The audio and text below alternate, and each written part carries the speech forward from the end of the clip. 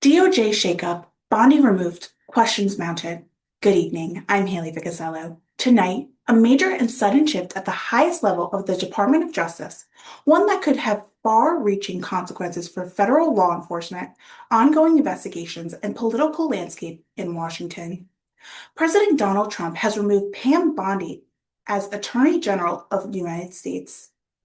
The move, confirmed Thursday morning, comes after what sources have revealed to be months of growing tension between Bondi and senior figures inside the administration. At the center of the tension, two critical issues. First, the Justice Department handling material connected to Jeffrey Epstein investigation. And second, broader frustration over the pace, or lack of, potential indictments tied to allegedly political targeting of President Donald Trump and his allies. Let's break that down carefully. Because while sources have revealed concerns behind the scene, not all claims have been independently confirmed. Sources have revealed that Bondi faces increasingly scrutiny over how her office handles sensitive material tied to Jeffrey Epstein and his network. According to those familiar with the internal discussion, concerns centered on the pace of the documents being reviewed, the scope of the investigations following through, and whether additional actions or disclosures should have been pursued. However, it is important to note there has been no public confirmation of wrongdoing, misconduct, or deliberate suspension of evidence by Bondi or the Department of Justice.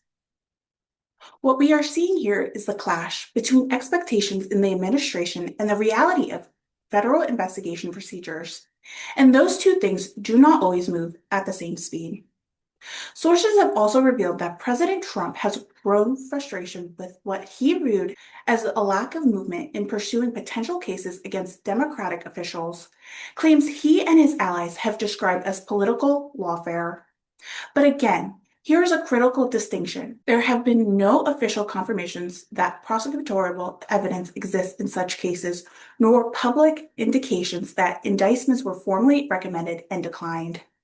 And that distinction matters because the Department of Justice operates on evidence, legal threshold, and prosecutorial standards, not political timelines.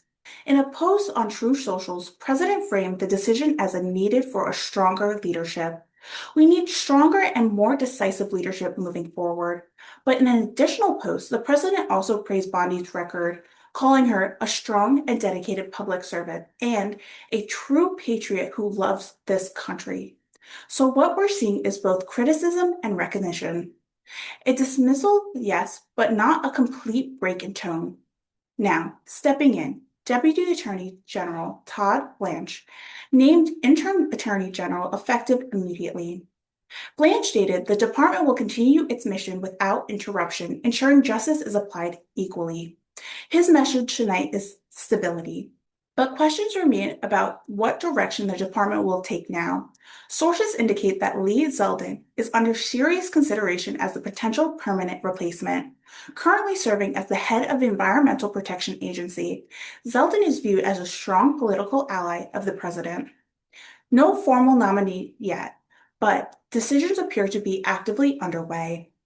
This leadership change raises a broader question. Will prosecutorial priorities shift? Will ongoing investigations be reassessed? And how will this balance between politics and law enforcement be perceived moving forward? Because at the center of all of this is trust. Trust in the system, trust in the process, and trust that the justice is being carried out fairly and without influence.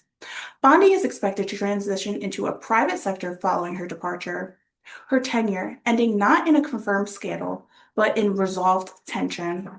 A Justice Department in transition, and an interim leader now in place, and President signaling that change was not just necessary, but overdue. The question now is what comes next.